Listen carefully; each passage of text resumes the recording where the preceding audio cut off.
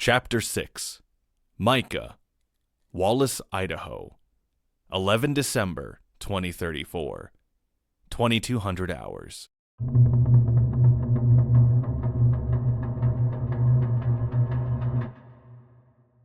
The truck puttered along the I-90. The Commune of Wallace was only a short distance away from the Conoco gas station, but the interstate was littered with derelict vehicles, debris, and improvised barricades. Jonah drove, while Micah watched for the path left by the previous Crusade vehicles. Duke remained in the bed of the truck, keeping his rifle trained on the dense array of pine trees that flanked the interstate. Amongst the obstacles were bodies, heavily deformed by grievous gunshot wounds and shrapnel. Some were only pieces of people.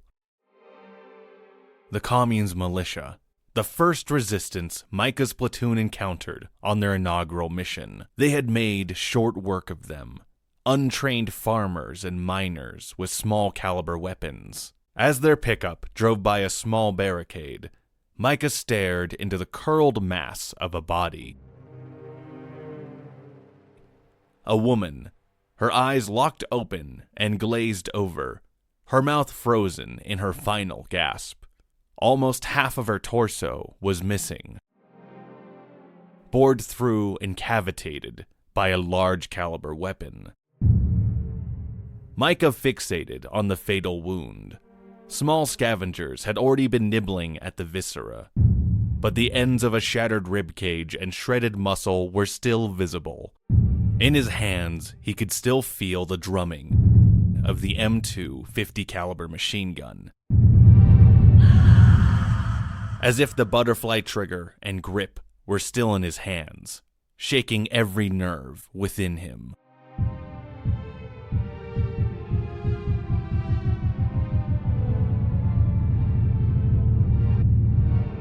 Micah! Jonah tapped lightly on his comrade, pulling Micah from his macabre trance. Gazing at his fellow disciple's face, he could see that Jonah was experiencing a similar dread. "We're almost there." The boy spoke softly, as if he were scared to wake the dead. Jonah took the truck onto an exit. Micah could see lit fires and small house lights blinking in between the maze of pine trees. At a distance, he tried to imagine what the town would have been like before the fall. It was comforting, a safer idea to focus on for the moment. His reference for a pre-war America mostly came from TV shows and movies, old DVDs shared by his congregation. They showed an America he was disconnected from. He knew it wasn't exactly like those DVDs. He knew things had been much different from how they were portrayed. Sometimes, though, the curiosity would frustrate him, leaving him yearning for more knowledge of the America before the wasteland. Micah's education on the world before the dominion of Latter-day Saints was, at best, incomplete. He was born in 2019. His earliest memories were haunted by the specter of a pandemic. He had attempted, in vain, to have a normal childhood during a period of great unrest in his home city of Boise. His public schooling had stopped in the middle of the second grade, when the American Liberation Party had seized control of the city. He could still remember the day clearly. Imposing men from the Brotherhood of Wilderness Slaughter had brought the students and faculty to the auditorium. They wore armor and carried guns, but had been kind to the children. They proudly announced that a new school, built around godly values and the true path of patriotism that the Founding Fathers intended, would replace the current one. Micah's father had been amongst the militia. He was proud to be his father's son that day. In the following months, both of Micah's parents had been killed fighting the federal government's professional murderers, the U.S. Marines. Micah never got to see the bodies. There wasn't even a funeral. It never felt real. School never returned. Instead, he had been selected to become a disciple, along with dozens of other boys that had become orphans after the United States' attack, to honor their parents and to fulfill God's plan. Thinking about his parents was always difficult. Not because it hurt. It didn't bring him sadness or anger. Anytime he had searched within him for feeling, he had only found emptiness. All of his sorrow had been burned out in those first few years, leaving only a void that he was more than happy to let God fill. The truck rolled to a stop, meeting a checkpoint manned by 3 Crusaders. 2 young boys, disciples, were sharing a cigarette, laughing about some joke Micah couldn't hear. The mood didn't seem right. The 3rd Crusader casually approached Micah's side of the truck. He could see that he was older than the other 2, at least by his rank. A polished steel crucifix was pinned on his collar, a mismatched set of sergeant's chevrons just below it. "Good evening, Brother Sergeant," Micah began, but was cut off by the Crusader slapping the hood of the truck. "It's Brother Apostle Luke." Luke leaned into the truck's cab. "I don't hold on to the worldly titles like your Sergeant Ezekiel." He spoke the word as if it stained his tongue to do so. Many of the Crusaders held the holdover military ranks in contempt, instead preferring their anointed titles.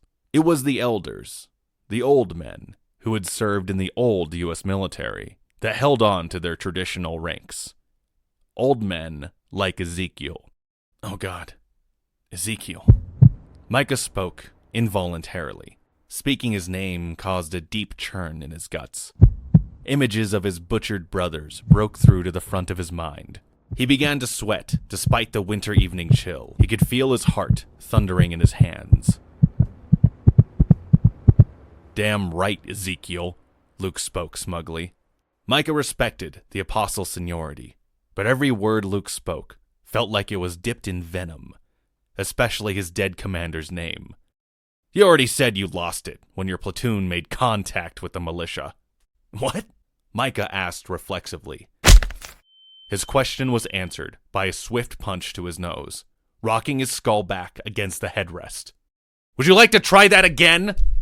Luke pulled Micah's dazed and exhausted body out of the truck, hauling him out of the open window, his burly hands gripping his poorly fitted chest rig. "I knew Ezekiel was too worldly to keep you boys in line. You lack the Lord's discipline." Luke brought his hand up to strike again. "Forgive me, Brother Apostle," Micah yelped. He didn't have the strength to rise. Even if he did, he would be struck down again for disrespect. Did you say you heard from Brother Sergeant Ezekiel?" Luke lowered his fist, but kept it clenched, menacingly close to Micah's face. He radioed Pastor James earlier. He said you lost yourself to hallucinations after a firefight with the enemy. Micah groveled in the dirt. "It's not true, Brother Apostle. 7th Platoon is gone." Micah desperately attempted to explain as a crowd of young disciples and apostles gathered. Working parties and sentries stopped to observe the scene. Something came out of the forest and butchered them. Some kind of pagan monsters. We're in danger." "Of course they're gone, idiot!" Luke shouted the boy down. "Your brothers are still out in the forest hunting pagans, while you stick your face in the dirt like a spoiled child." Luke brought Micah's body up again, slamming him into the side of the truck. "If it were up to me, we'd hang you up there with the infidels." Luke struck a wrathful arm out towards the gallows the 2nd Crusade had built earlier that day. Eerily lit by barrel fires, several bodies swung like wind chimes. The people of Wallace who had rejected the salvation that the Crusaders offered. "Clearly, something demonic has entered your heart, boy." Luke's face was nose to nose with Micah. He could see the firebrand fury within the apostle. "Ezekiel may have made you into a fine killer, but God has found your faith wanting." Luke let Micah down, sighing like a disappointed father. It took all the boy's strength to keep himself standing. "All of that killing, absent of holy counsel, left your heart open to the arch-enemy, Micah. The devil's poisoned you." Micah wanted to apologize. For what, he wasn't sure, but he felt lost in this moment. He had survived the forest, only to be seen as tainted by his brothers. "Apostle, please, I'll hear no more of your soiled words. The Crusade minister has come to give you counsel, along with Pastor James." The Crusade minister was supposed to be overseeing the operations of the 2nd Boise Volunteer Crusade from his office in the Dome's executive sector, 400 miles away. "How, brother?" Micah couldn't keep his stutter from betraying his fear. Luke gave Micah one last glare of contempt. Our corporate sponsor has decided to review our progress into the Dark Zone. An executive team and the minister arrived by helicopter a few hours ago. They'll see you when they're ready. Until then, you'll make yourself useful with the corpse disposal detail.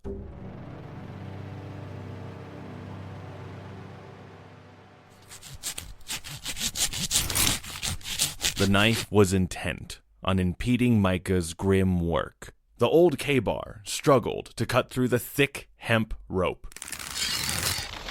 Almost 2 inches in diameter, the improvised hangman's noose frayed, but refused to separate. The tool was useless, the handle too large for him to grip with a single hand, his other busy steadying himself on a stepladder, the blade dull and chipped, tip broken into an ugly edge of jagged bare metal.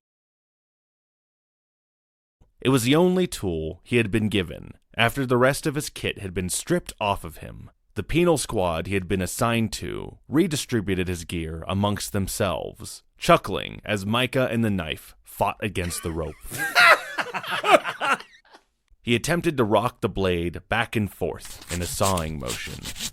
The effort only succeeded in spinning the corpse around to face him.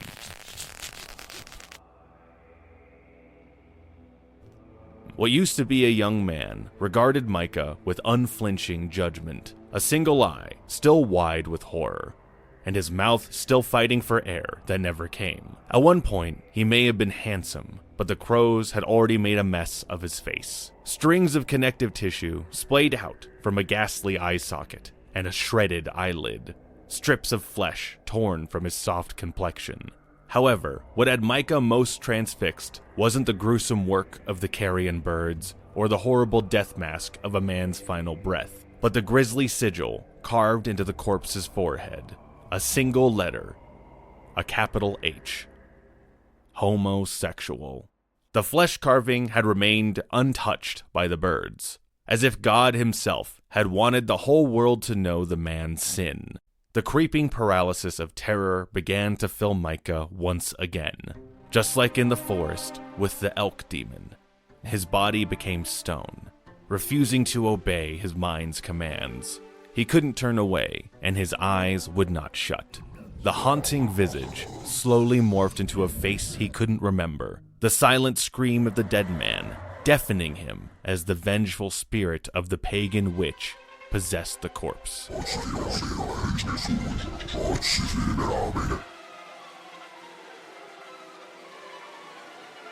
Hey, what's wrong, hero?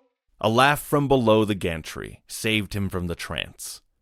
The motley crew of the corpse detail mocked as they chattered. What's wrong, Micah? You like making bodies, but don't like having to clean them up? Micah looked out across the gallows. 5 more corpses swung gently in the wind. Brother, these weren't mine, he pleaded, his stomach churning at the thought of having to cut down a half dozen of the bloated husks. No, you're right, brother. The ringleader, a 20-year-old named Peter, hauled himself up onto the gallows. He was strong and violent. Before the second volunteer crusade had set out, he had been selected to serve as an apostle under Platoon Sergeant Ezekiel. Pastor James placed him in the pennant squads on the way to Wallace, after the Nez Perce Nation PMC arrested him for attempting to kidnap a young girl. It had cost the crusade time and resources to avoid an execution. He carried a machete he had taken off Micah's pack, hefting it in his hands, waving the blade towards a heap of human carcasses piled up like trash. But those ones are, he grinned. I saw you gun those pigs down. He cut the first corpse down with a single cleave. It hit the gantry with a morbid thud. It was real cool, actually. Peter swung the machete into the body and held his hands up to mimic the grip on an M2 machine gun, pressing his thumbs down on an imaginary butterfly trigger. His cheeks filled as he imitated the bassy report of the .50 caliber gun. Knock it off, man, Micah protested. Each time Peter's mimicry of the gun went off, Micah could feel the reverberation in his hands again. Shut up, dude. It was cool as shit. Peter swung the imaginary gun on a pintle mount, pointing it at the unruly members of the penance squad who were cackling like hyenas. You wasted those fucking animals! Peter laughed. Micah started towards him. I said knock it off! Micah tried to raise his exhausted voice. Peter barely acknowledged him. Whatever, Shell Shock. You got the glory, let us have the fun. Doof, doof, doof, doof. The squad below acted out dramatic deaths, wailing and grunting, but still chortling and snorting. Micah gripped the busted knife in his fist, the tattered leather wrap biting back into his palm as his body surged forward, charging behind Peter and his mocking machine gun. He turned, hearing Micah's footfalls. For a moment, Peter still held the pretend gun, an invisible barrel pointed directly at the smaller boy, his face turning from joy to fear as he realized Micah was thundering towards him. He reached for the machete. The weapon still jutted out from the cold corpse, but it wouldn't free itself. Micah put all his remaining strength into a furious tackle, toppling them both over the gantry and into the dirt. Peter was stronger and faster, laying into Micah's ribs with punches as the penance squad surrounded them to conceal the battle between the two boys. Micah fought through the pain, displacing it in his mind with the feeling of the blunt K-bar they had plunged into Peter's right lower abdomen. Micah wrenched the blade, trying to carve a trench into Peter's flesh. Peter screamed, He's fucking killing me! The squad pulled Micah off their leader, suffocating him in a flurry of stomping boots. Peter squealed and writhed. Micah curled up as tight as he could, concealing his vulnerable head in the storm of pummeling. A kick to the side of his forearm broke his protective hold free, and a second quickly met his temple, sending his head swirling. His ears rung. His eyes couldn't focus. Corporate security, get back! Someone was yelling. The beating slowly stopped, replaced by booming voices of authority. Give me one reason, I'll ventilate you right now, freak! I said get back! He rolled over, vomiting teeth, blood, and mucus. His eyes were swelling shut, his hearing muffled. An old man crouched over him, platinum gray hair and a weathered face, wearing clean tactical clothing layered over a stark white shirt. Is this him, James? He eyed Micah like livestock. Pastor James's softer face came into view, a mask of concern. Yes, sir. This is him. The irritation in his face betrayed his perfected fatherly demeanor. He seems to have fully succumbed to his possession. The old man rose from his crouching position. His movements were smooth, calculated. They gave Micah the impression of a stalking mountain lion. Don't you give me that shit, James. He strode to Peter, eyeing him in the same way. Peter reached out to the old man. Help me, sir. Peter and the penance squad were separated by a fire team of soldiers in sophisticated armor, carrying new-made weapons. Control, asset retrieval team. VIP is secure, standing by. Corporate PMCs. Micah had never seen them outside of the dome. The four well-fed soldiers circled Peter and the old man. They faced outward with their weapons ready. The old man ignored Peter. I don't give a shit how you run your little daycare, but I can't debrief him if the kids beat him to death. The old man put pressure around the wound, the ugly K-bar still sticking out from Peter's belly. I'm sorry, sir. James seemed to whimper. A crowd had formed, drawn by the screams and PMC troopers. Micah could barely make out their shapes. They kept a safe distance from the imposing corporate security troops. Somewhere, Apostle Luke was yelling at disciples to get back to their duties. Don't bother apologizing. The old man mercilessly tore the knife from Peter's gut. I'm not the forgiving type. Crimson sprayed out as he panicked, stumbling away in confusion as ichor flooded from his wound. The old man waved a soldier over. Micah's eyes were beginning to swell fully shut, but he could smell perfume. A warm fluid flushed over Micah's face. It took some of the pain away. A strong hand gripped Micah's, prying it open. The familiar, ruined leather wrap handle of the K-bar was pushed into his palms, slick with blood. The old man's voice was hushed, but filled Micah's ear. Hold on to that.